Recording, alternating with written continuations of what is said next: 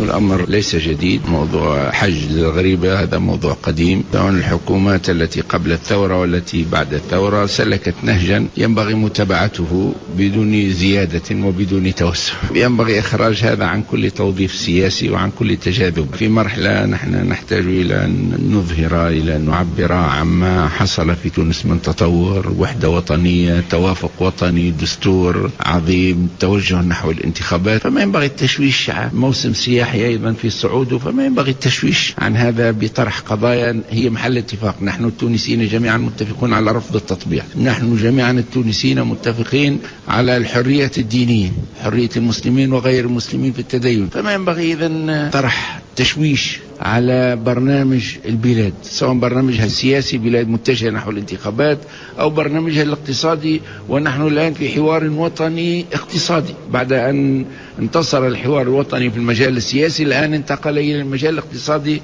فما ينبغي التشويش عن هذا بطرح قضايا ما يش محل خلاف بيننا نحن التوانسة.